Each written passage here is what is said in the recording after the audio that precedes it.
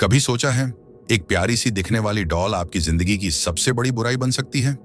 कहते हैं कि कुछ खिलौनों में मासूमियत नहीं बल्कि मौत छुपी होती है। आज हम आपको सुनाने जा रहे हैं एक ऐसी डरावनी कहानी जिसे सुनने के बाद शायद आप कभी डॉल को छूने की हिम्मत भी ना करें। मिलन अपने डॉग बाओ के साथ शंघाई शहर में रहती थी।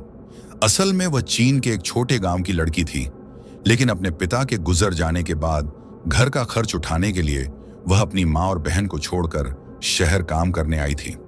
उसकी पर्सनैलिटी बहुत मासूम और प्यारी थी। उसे टॉयज से बहुत लगाव था और वह एक टॉय शॉप में काम करती थी। मिलन को खास तौर पर डॉल्स कलेक्ट करने का शौक था।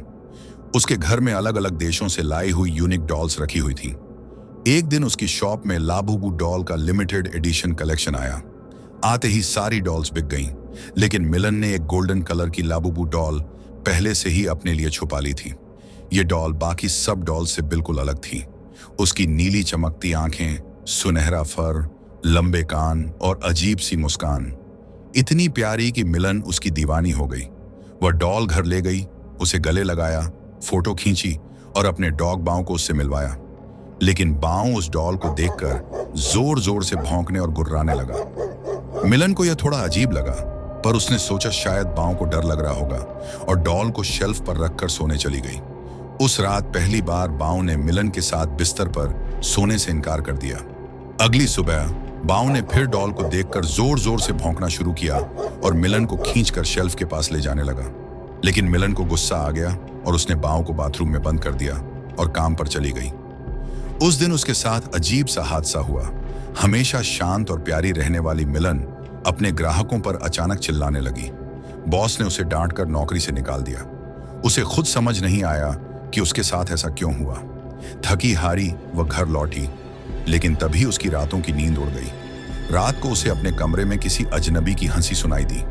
जैसे ही उसने आंखें खोली, कमरे के कोने में कोई अंधेरे में खड़ा उसे घूर रहा था। लेकिन जब वह उठकर पास गई तो वहां सिर्फ वही लाबूबू डॉल पड़ी थी। सोते सोते उसे एक डरावना सपना आया। उसमें एक लाल चमड़ी वाला सड़ा गला जानवर जैसे उसके ऊपर झपट रहा था। उसके नुकीले पंजे उसके गले की ओर बढ़ रहे थे। मिलन चीखते हुए उठी और तब देखा कि वही डॉल उसके ऊपर बैठी है और पहले से ज्यादा चौड़ी मुस्कान हंस रही है। उसकी चीख सुनकर बाओ कमरे में दौड़ा और उस डॉल को अपने दांतों से फाड़ डाला। मिलन पसीने पसीने हो गई। उसने डॉल के टुकड़े डस्टबिन में डाल दिए और सोने चली गई। लेकिन अगली सुबह सब और भी भयानक हो गया। उसके हाथ पैर पर लाल दाने उभर आए थे। उसका सिर दर्द से फट रहा था और बाओ कहीं गायब था। मिलन ने पूरा घर छान मारा, लेकिन बाओ नहीं मिला। आखिरकार जब उसने किचन देखा तो उसके पैरों तले जमीन खिसक गई। सिंक के नीचे बाओ की लाश पड़ी थी, खून से लथपथ और नोची हुई, और उसके पास वही लाबूबू डॉल खड़ी थी जिसके दांत और हाथ खून से सने हुए थे। डरी हुई मिलन ने इंटरनेट पर सर्च किया तो पता चला कि दुनिया भर में कई लोग इस डॉल के शिकार हो चुके हैं। किसी की नौकरी गई, किसी की सेहत और कईयों की जान तक। कई देशों में इसे कर्सर डॉल कहकर बैन भी किया जा चुका था। मिलन ने हिम्मत जुटाकर डॉल को आग में जलाया और उसकी राख को पास की नदी में बहा दिया। उसे लगा कि अब वह सुरक्षित है। लेकिन अगली सुबह पड़ोसियों ने उसके घर से मिलन की डेड बॉडी बरामद की और उसके बगल में वही लाबूबू डॉल पड़ी थी, मुस्कुराती हुई। दोस्तों, ये थी लाबूबू डॉल की कहानी। क्या सच में ये डॉल किसी शैतानी ताकत से जुड़ी है? क्या इसके अंदर कोई दानव कैद है या ये सब एक अफवाह है?